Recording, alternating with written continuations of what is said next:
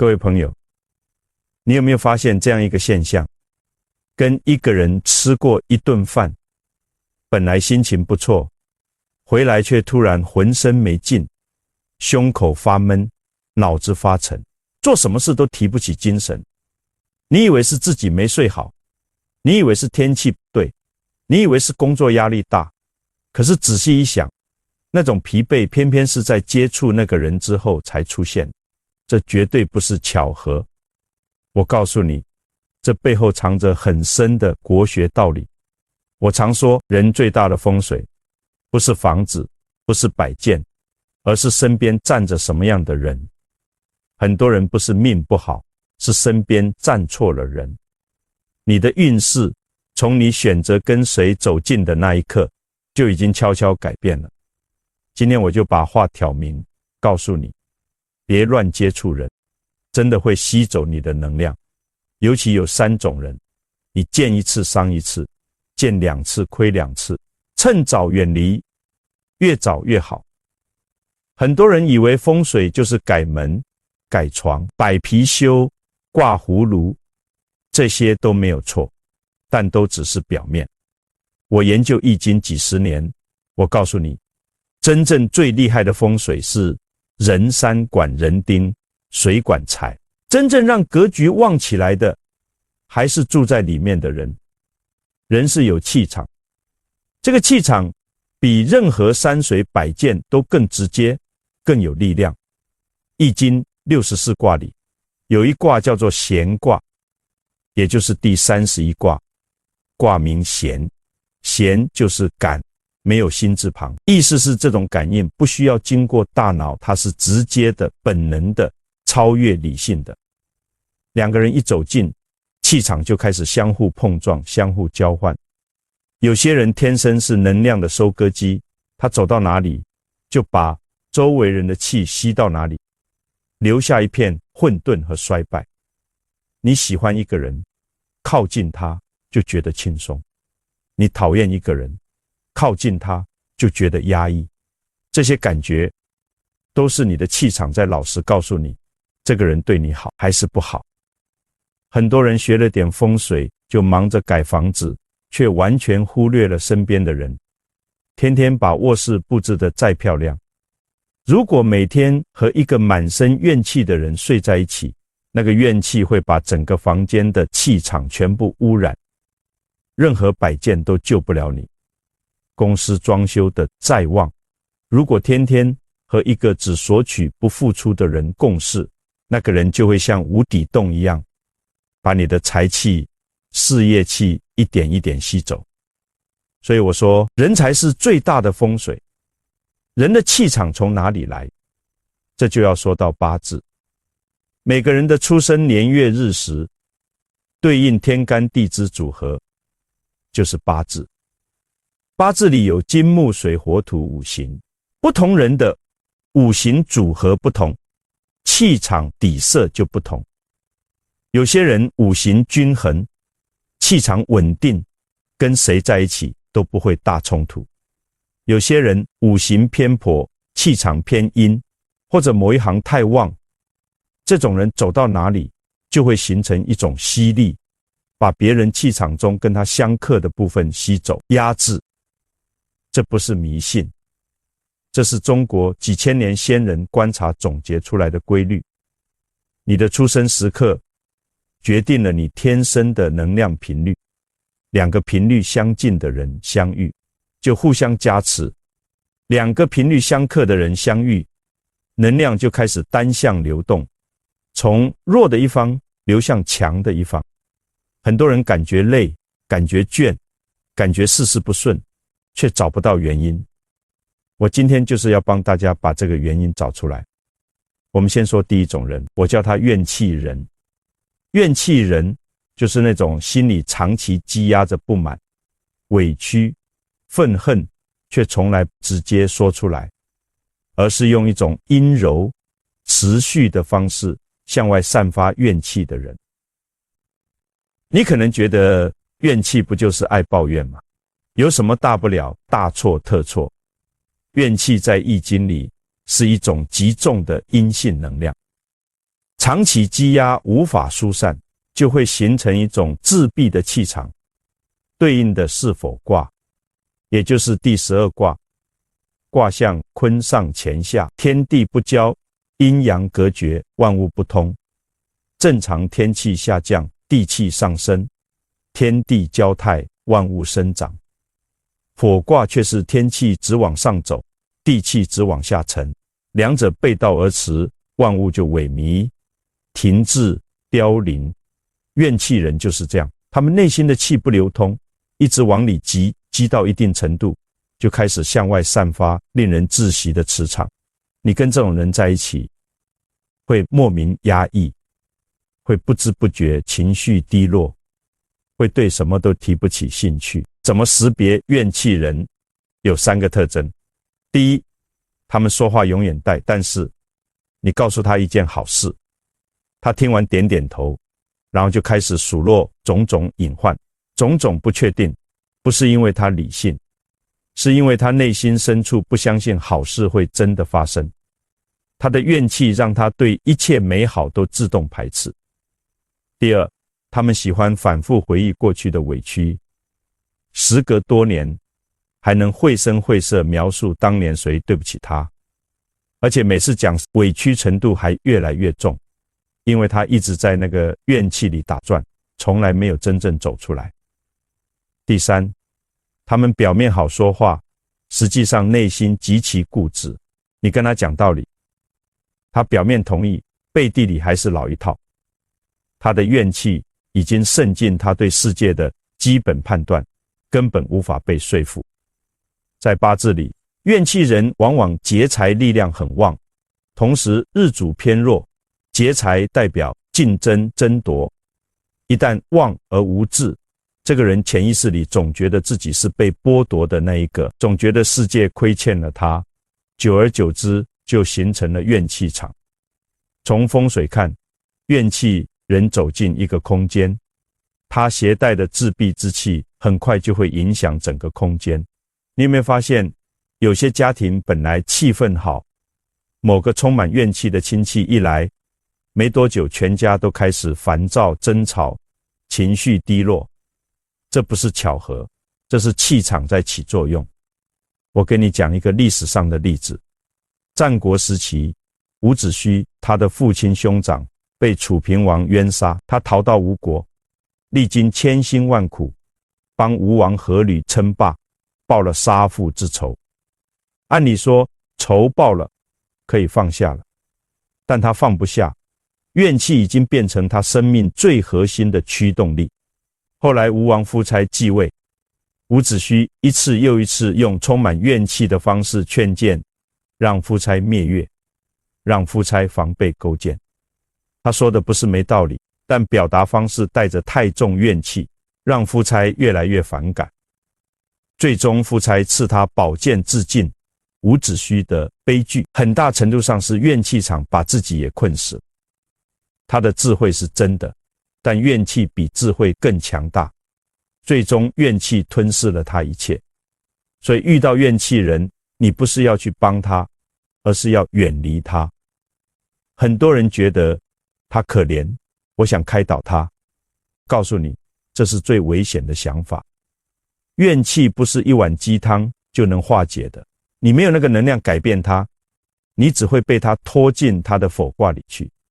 你跟他接触越深，他的怨气就一点一点渗进你的气场，让你也开始对世界产生莫名不满。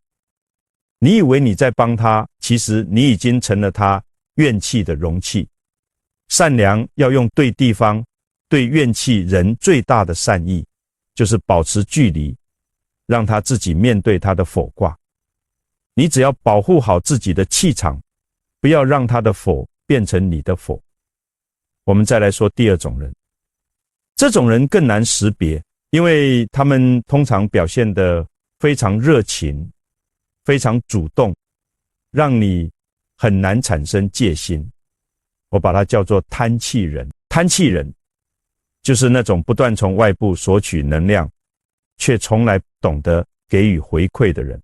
你可能会说，这不就是自私吗？不完全是。自私的人你可以很快识别出来，因为他明显算计，明显拒绝付出。但贪气人不一样，他们擅长用热情、积极、表面关心你的方式，源源不断从你这里索取能量，而你完全没有察觉，甚至还觉得这个人对你不错。这种人在易经里对应的是四颗卦，也就是第21卦，卦象正下离上，上下之间有一个阴爻夹在中间，就像嘴里咬着一块东西，啃不动也吐不出，必须用力咬碎才能通过。这个卦核心就是吞噬。四颗卦本身用于刑法，代表要用强力手段解决障碍。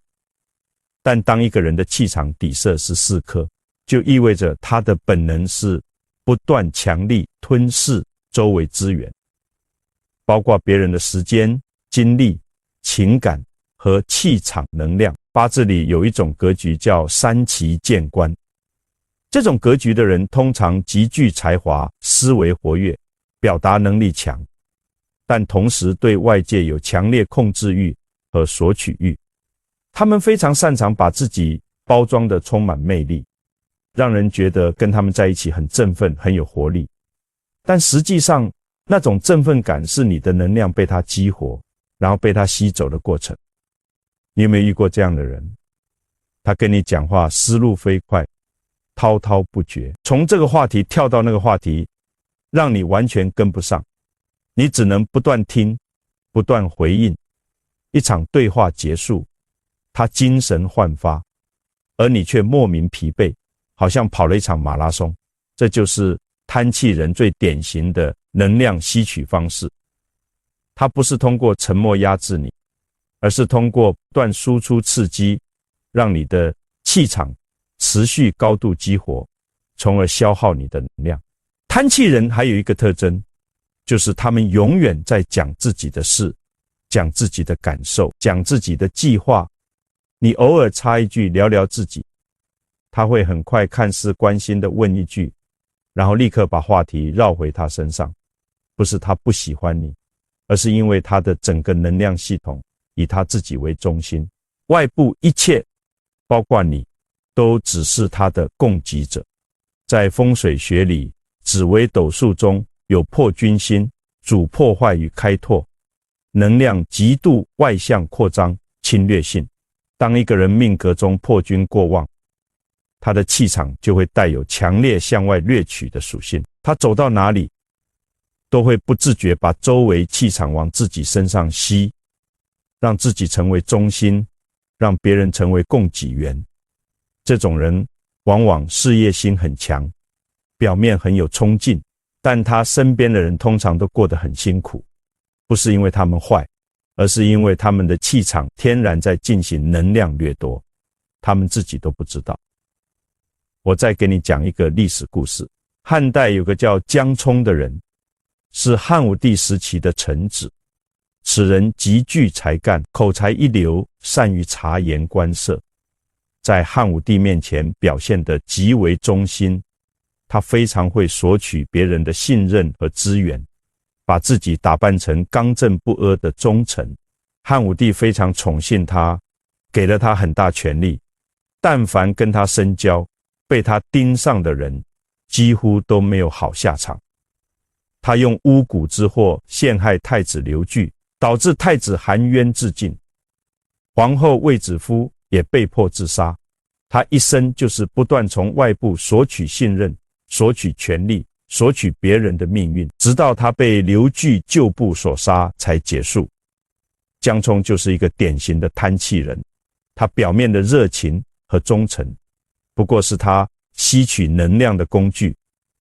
所有被他热情打动的人，最终都付出了惨痛代价。所以你要记住，当一个人每次跟你接触，你都感到莫名疲惫，即便那次会面很愉快，即便他说了很多好话让你感觉很好，但只要结束之后你精力大减，心神涣散，那就是一个强烈信号，这个人的气场在吸取你的能量。你的身体是最诚实的风水仪器，它用疲惫和空虚告诉你，这个人不能深交。而且贪气人通常不会主动离开你，因为你对他来说是能量来源，他会持续主动跟你保持联系。你会发现这种人非常黏人，非常主动，但每次接触完都是他神采飞扬，你精疲力竭。这时候你要果断设立边界，不需要解释，不需要争吵，就是减少接触，拉开距离。你的能量是你最重要的资产，不要让任何人随意支取。现在我们来说第三种人，这种人最难防，也是危害最深，我把它叫做阴气人。注意，我说的阴气不是迷信的鬼神之气，而是这种人的气场长期处于极度阴暗、低沉、晦涩的状态。他们的思维、说话、待人方式都带有深重阴性特质，让周围的人不知不觉被拉入昏沉、压抑、判断力下降的状态。易经里有一卦叫做坎卦，也就是第29卦。卦象坎上坎下，重重显现，深渊叠加深渊。坎就是陷，就是深不见底的黑暗之处。重坎之卦是易经中最令人警惕的卦象之一，它意味着你已经掉进陷阱，而且陷阱里面还有陷阱，一层一层，让你越陷越深，难以自拔。阴气人的可怕之处，恰恰在于他们制造的就是这种坎卦环境。你跟他们接触，开始可能感觉还好，他们通常很安静，说话轻声细语，显得很有深度，让你觉得这是一个内敛、有内涵的人。但时间一长，你会发现，和他们在一起，你的脑子越来越不清晰，你对事物的判断越来越模糊，你开始怀疑自己，开始对很多原本确定的事情产生动摇。这不是你变笨了，这是你的阳气被压制。八字里有一种格局叫做消印夺实，消印就是偏印过旺，偏印代表孤僻、暗藏、异类。当他过旺而夺去食神，也就是压制那个代表表达、输出活力的心，这个人就会变成内藏极深，外表极难读懂，气场极度内向且具有一定吸附性。这种气场不是向外爆发，而是向内吸。它不像贪气人那样主动索取，它只是静静存在，然后把周围的阳气、明气、火气一点一点往他那个漩涡里吸。阴气人通常有几个典型表现。第一，他们说话喜欢半说半留，告诉你一件事，但永远只说一半，另一半留着让你去猜，让你去想，让你把注意力和精力都投入到破解它这件事上。这不是神秘，而是因为他们用这种方式把你的气场吸引过来，让你持续对他们投注能量。第二，他们有一种让人说不清道不明的影响力，你自己都觉得奇怪，明明不太喜欢这个人，但就是控制不住，想去接近，想去了解，想去破开那层神秘外壳。这种莫名吸引力是阴气场的典型运作方式。阴性能量有很强吸附力，就像磁石吸铁，你的阳气越旺，反而越容易被它的阴场吸引，因为阴阳有相互感应的本能。第三，他们经常讲一些灰暗话题，死亡、失去、衰败、无常，而且讲得津津有味，甚至带着隐隐满足感。他们不是在探讨哲学，而是在把那种阴暗能量通过语言向外传播，让听的人也被那种气场笼罩。在面相学里，阴气过重的人有一个明显特征，就是眼睛。眼睛是心之窗，一个人的气场底色会直接反映在眼神里。阴气重的人，眼神通常是散或者是空洞，没有焦点的。他们看你的时候，你会感觉他其实没有在看你，他在看你背后的什么东西，或者说他在向你内部看，在读你。这种眼神会让你不知不觉产生说不清楚的不舒服感，但你又找不到具体原因。相信那种感觉，那是你的气场在告诉你小心。我再给你讲一个历史典故。西汉末年有一个人叫王莽，此人可以说是历史上阴气人的极致代表。王莽年轻时表现得极为谦恭，勤俭朴素，孝顺父母，礼待宾客，在整个朝廷和民间都有极高声望。大家都说王莽是当代圣人，是汉朝栋梁。他这种形象维持了几十年，深入人心。但如果你仔细研究他周围人的命运，就会发现一个令人不寒而栗的规律：凡是跟他走得近的人，凡是在他崛起过程中给过他助力的人，最终下场几乎都不好。他的外甥，他的盟友，他的至交，一个个或被排挤，或含冤，或消失。而王莽每一次都安然无恙，还能在别人的消失中获取更多权力。他的阴气不是通过争斗来吸取别人能量，而是通过那种深沉的、安静的、几乎无声的方式，让所有人都心甘情愿成为他棋盘上的棋子。他让你感觉被他重视，被他需要，但实际上你对他而言不过是一块能量石，用完就丢。王莽最终篡汉建立新朝，但他的新朝只存在了15年就覆灭了。为什么？因为一个阴气过重的人，一旦到达权力顶点，他那种阴暗气场就会全面压制他所掌控的一切，整个国家的气场都随之暗下来，生机尽失，很快就溃败了。这就是阴气的本质，它不创造，它只吸附，它不伸张，它只消耗，它看起来深沉有力，但那种力量是建立在不断从外部汲取别人光和热之上。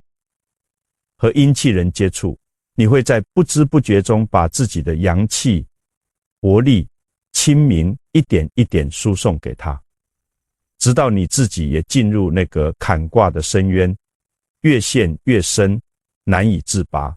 如果你发现身边有这样的人，不要试图去改变他，不要试图去照亮他，更不要以为你的正能量足够对抗他的阴场。告诉你，够，你的光在他的阴场面前，就像一支蜡烛放在深井里，不但照不亮深井，反而会很快被那股阴湿之气熄灭。唯一正确的做法就是离开，就是远离，就是把那口坎卦的深井远远留在你的身后。讲完这3种人，我知道有些朋友心里会有疑问，曾老师，我知道这3种人危险，但他们可能是我的家人，可能是多年的朋友，可能是同事，我没有办法完全切断联系，我该怎么办？这个问题问得很好。我们不是生活在真空里，我们不可能把所有消耗能量的人都从生命中彻底删除。那我们应该怎么做？这就要说到更深的层次，如何保护自己的气场。易经乾卦是64卦第一卦，也是最根本的一卦。乾为纯阳刚健，自强不息。乾卦卦辞只有6个字：元、亨、利、贞。元是开始，亨是通达，利是有利，贞是正固。这6个字就是乾卦给每个人的根本建议。开始要正，过程要通，结果要有利，立场要固。保护自己气场的第一条原则，就是让自己的阳气保持充足。阳气足的人，气场稳定，不容易被外部的阴气、怨气、贪气所侵扰。就像一个人身体健康，正气充足，外邪就难以入侵。怎么养阳气？很简单，日出而作，日落而息，顺应天地的节律。早晨太阳升起的时候，到户外走一走，让阳光照在身上。这是天地给你补充阳气最直接的方式。少熬夜，少钻牛角尖，少想那些纠缠不清的烂事，让心神清明，这都是在养阳气。保护气场的第二条原则是学会不入场。什么叫不入场？就是当怨气人开始向你倾倒怨气的时候，你不要走进他的情绪场里。你可以听，但不要共情，不要被他的情绪带走，不要开始跟着他一起怨天尤人。你就像一面镜子，他说什么你如实映照，但不吸收，不留存。听起来容易，做起来很难，但这是可以训练的。训练的方法就是在每次跟这类人接触之后，做一次有意识的气场清洁，可以是一次冥想，让自己的心安静下来，把那些被带进来的杂气随着呼吸一点一点呼出去，可以是一次独处，到大自然里走走，让清新的空气和大地的气息把那些杂气驱散。保护气场的第三条原则是在风水布局上给自己建立一个气场堡垒。你的居住空间是你气场的物质载体，一个气场干净、流通顺畅的居住空间，能够帮助你在每一次回到家中的时候，把在外部被消耗的气场慢慢恢复。风水布局的基本原则是要让气场能够自然流动，不积不堵。屋内不要堆放过多的杂物，因为杂物会阻碍气的流通，形成死气。卧室的方向要尽量让你的头朝向你的命卦吉方，这样在睡眠的时候，你能够得到最大程度的气场修复。还有一点很重要，就是你的居住空间要尽量减少别人的气场入侵，外人的进入，尤其是怨气、贪气、阴气重的人的进入，会对你的居住空间形成气场污染。你的家不是所有人都应该随意进出的，有些人在你家门口聊几句就好，不需要请进来。保护气场的第四条原则是在八字的框架里找到自己的贵人方位和贵人特质。每个人的八字里都有用神，用神就是那个对你的命格最有帮助的五行。找到你的用神，就知道了你最需要什么样的气场能量来补充和平衡。举个例子，如果你的命局水太旺，你的用神可能是土，那么土性的人稳重、踏实、多话的人，对你的气场是有补益的。而水性过重的人，感情用事、喜欢游走、够稳定的人，可能会让你的气场更加偏颇。这不是说哪种属性的人好，哪种属性的人坏，而是说对你而言，什么样的人是你的贵人，什么样的人是你的忌神，这需要根据每个人具体的八字来判断，不能一概而论。但有一个总体的原则是适用于所有人的：气场平和，内心稳定，对你真正感兴趣，在和你相处之后，双方都感到愉悦和有力量的人，就是对你有益的人。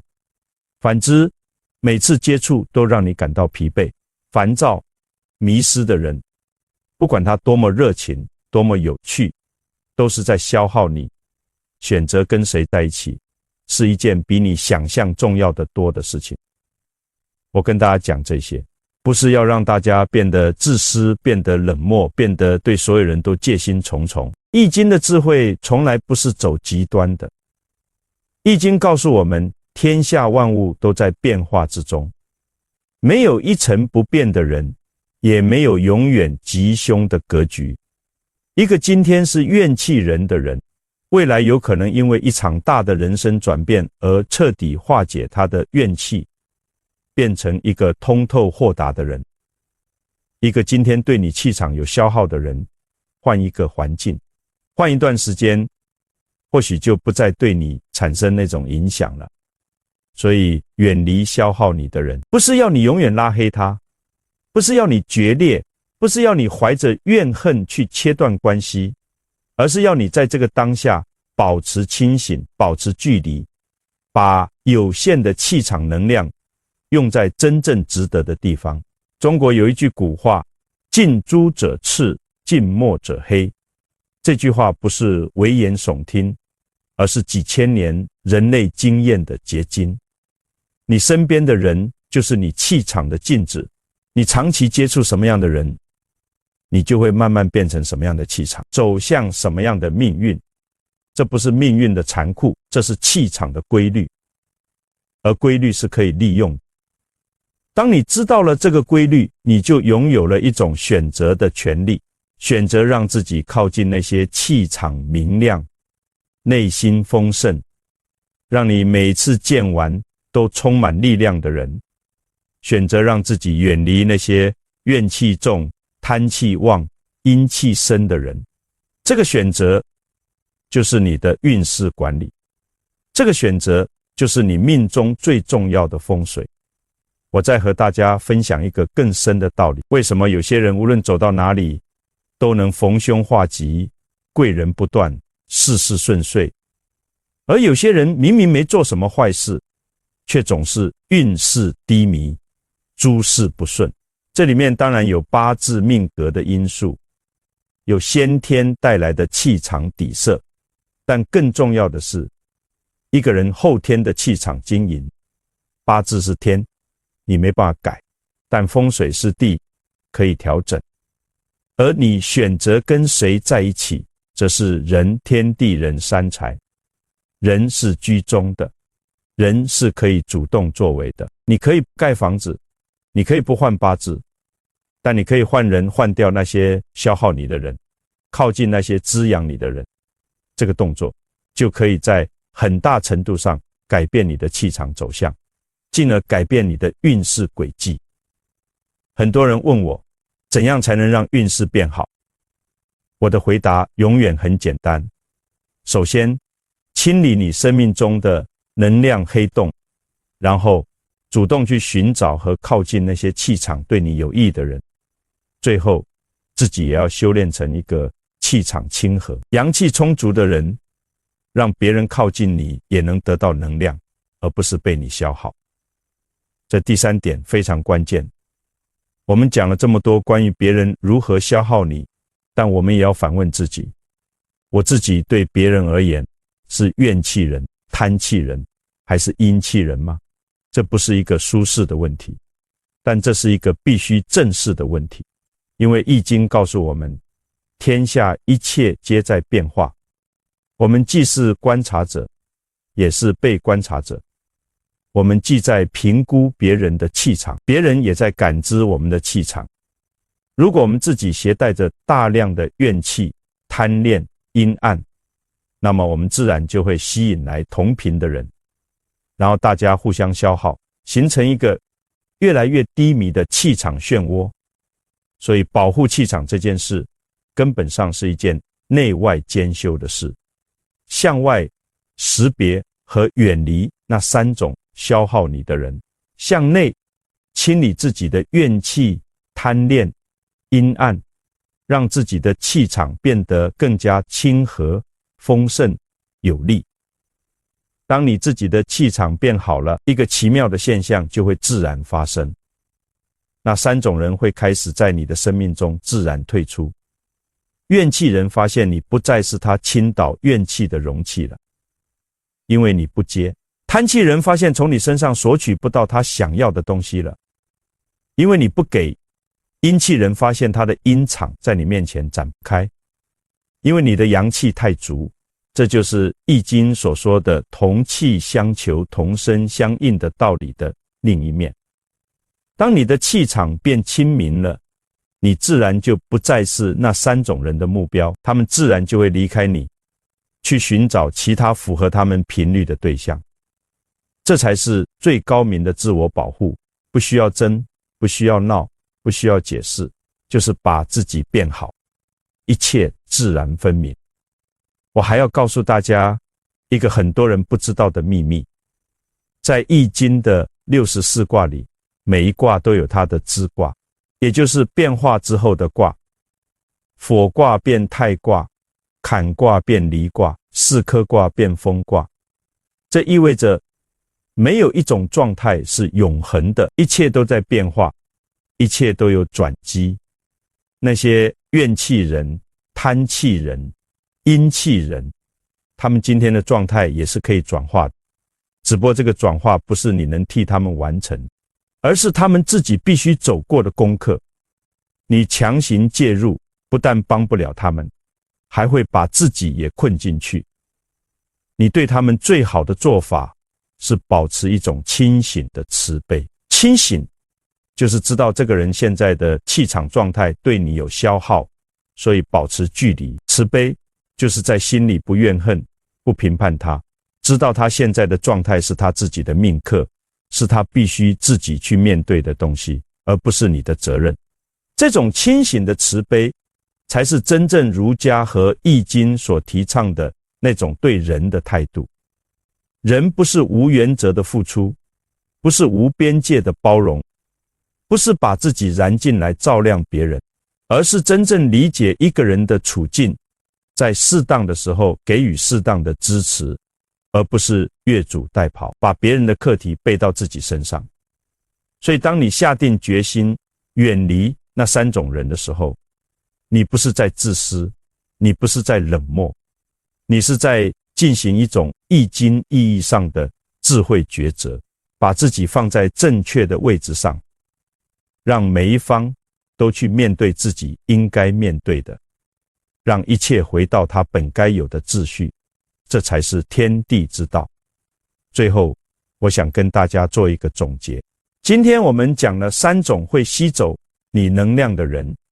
第一种是怨气人，他们内心积压着火卦的自闭之气，用长期的怨恨和不满慢慢污染你的气场，让你也陷入那种闭塞和低迷。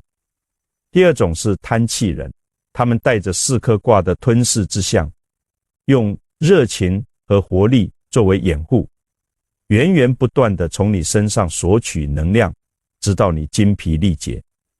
第三种是阴气人，他们身上携带着重坎之卦的深沉阴险，用神秘和深沉吸引你靠近，然后把你的阳气清明一点一点吸入他们那个无底的深渊。这三种人共同的特征是，跟他们接触之后，你会感到疲惫、混沌、低落、动力不足。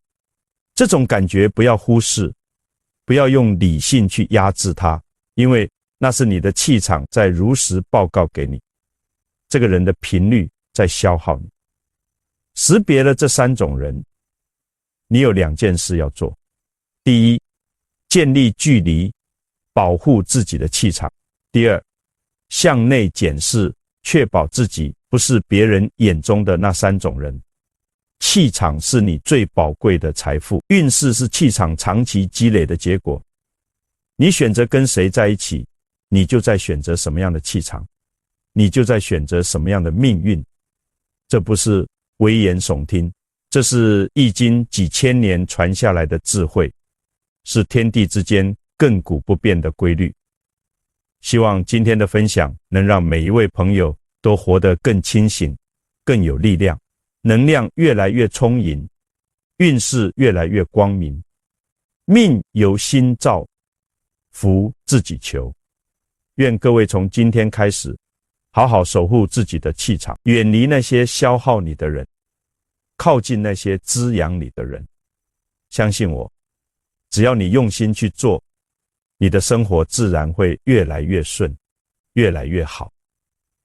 你要是听进去了，照着做，3年5年之后再来看，你肯定是个气场饱满、运势通达的人。你要是听不进去，还是老样子，那也没办法，个人有个人的缘分。今天这番话就说到这里，各位朋友，我们下次再见。